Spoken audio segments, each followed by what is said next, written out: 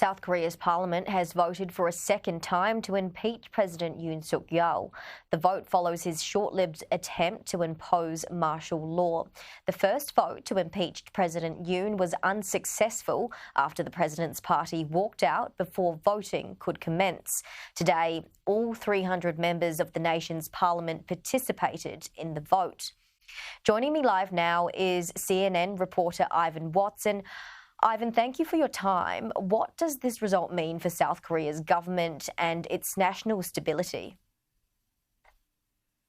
Well, first and foremost, the president loses the powers of the presidency right now. He is suspended now that more than two-thirds of the lawmakers have voted for his impeachment. And that successful vote triggered, scenes of mass jubilation outside of the National Assembly, where a huge crowd in favor of impeachment had gathered. And then it was a freezing cold dance party, K-pop dance party out there after the impeachment went through.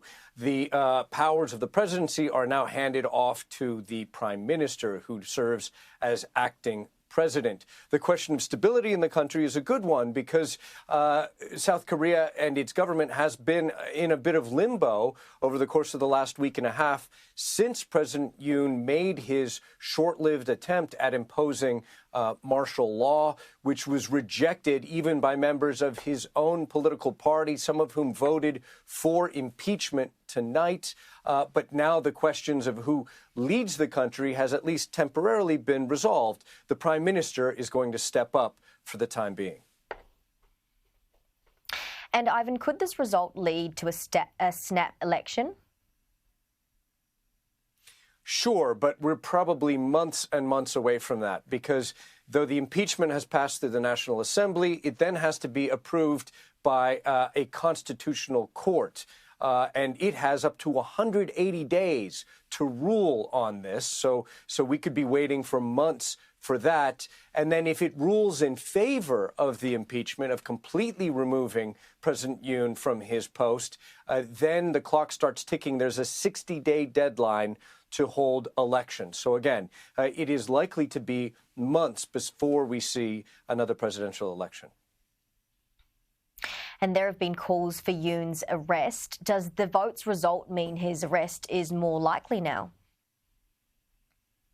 Sure, because you've had police raid the presidential offices. They have detained his former defense minister, who's believed to have been one of the key accomplices in the attempt to impose emergency martial law. He actually tried to commit suicide this week from detention, did not succeed with that. And there have been other top officials who are being investigated, several military commanders who've been suspended by the defense ministry. I do believe, though, that a trial would have to wait until after he's completely removed from office. And if you want a little context, it's 8 years ago that another South Korean president, Park Geun-hye, she was impeached by the National Assembly, 90 days later, removed from office by the Constitutional Court. And then later she did go to trial and ended up behind bars. So South Korea has a history of imprisoning presidents who are convicted of crimes. And Ivan, what do we know about the acting president, Han Duck-soo?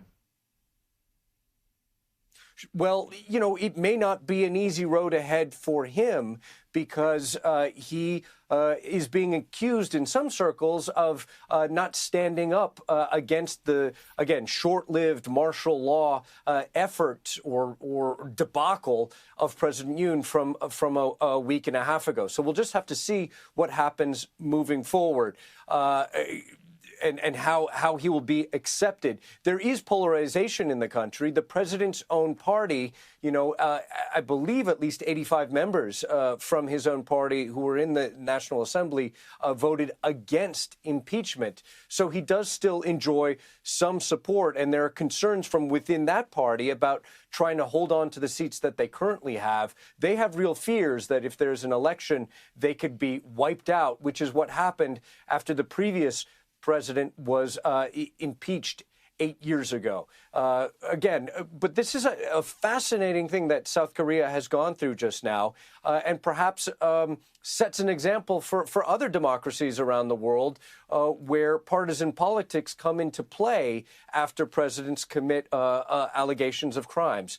In this case, I think that Korean society as a whole, across the political spectrum, viewed what President Yoon did as an unconstitutional attempt to overthrow decades of civilian governance. And in living history, South Koreans remember brutal military rule, martial law in the 1980s, and they resoundingly rejected that. And we saw that in the National Assembly today.